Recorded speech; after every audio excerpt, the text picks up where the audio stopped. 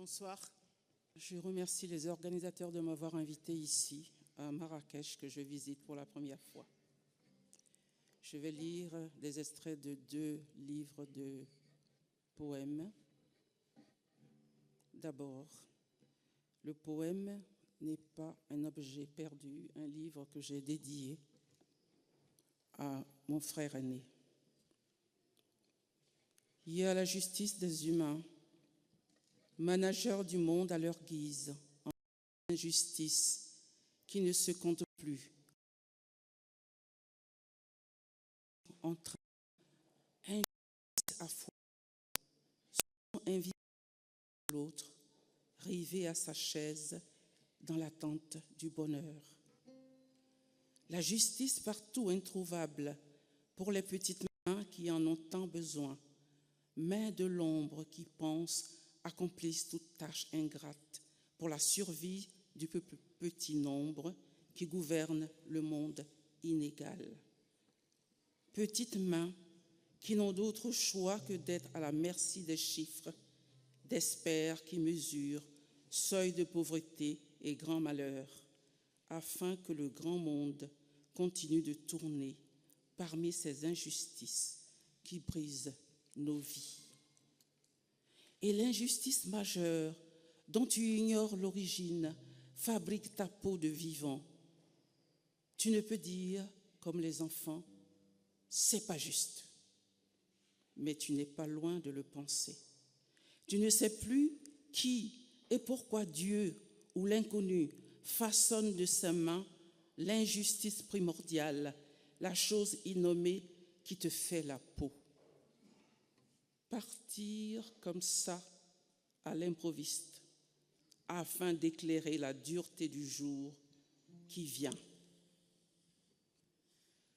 Tu apercevais les ruelles manquantes, les désirs de mots justes qui ne restaient que mots justes apposés ou entassés les uns sur les autres.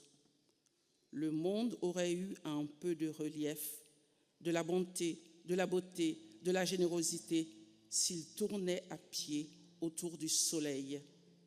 Alors, avec ton regard d'artiste, tu creusais l'écart, dessinais des fissures, des vallées, des rivières, des montagnes, parmi les flots intempestifs du monde.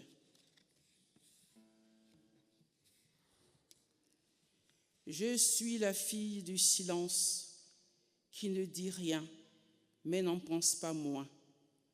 Je vois les divisions du monde, les contrastes, les inégalités me sautent aux yeux.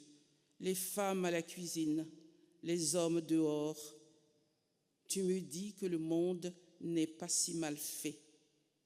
Tu répares les interstices brisés. Tu colmates les brèches que je ne vois pas. Je reste l'autiste innocente que tu réveilles à coups de poing affectueux. Je ne sais plus si je souffre d'avoir la tête si plate à tes yeux qui voulaient la voir plus ronde.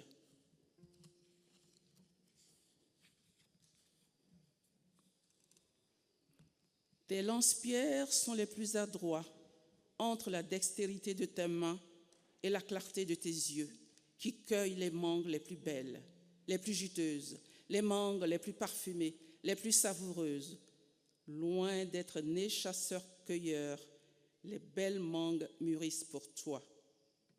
Je n'ai pas oublié l'acidité de tes mots comme mangue verte cueillie à contre-saison, ni la sûreté de tes lance-pierres magnifiques que tu sculptais avec la finesse en un tour de main, objet d'art dont tu prenais grand soin.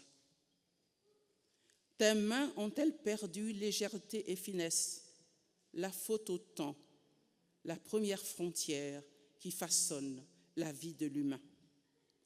Tes mains habitent ton corps, elles ne te quittent pas, elles vivent en ta compagnie et te racontent combien elles furent luminescentes à l'ombre de ton corps, marchant une vie durant. Sommes-nous des insectes au regard du temps qui écrase nos ailes? Pourtant, l'espoir nous tient éveillés, l'espoir ou la résistance à tout vent qui nous empêche de vieillir, l'espoir, repoussoir des menaces qui pèsent sur l'humain. Toi, l'humain qui part, tu espérais pouvoir faire une halte au seuil du soir. Quelque chose a dû t'échapper. Mais quoi donc?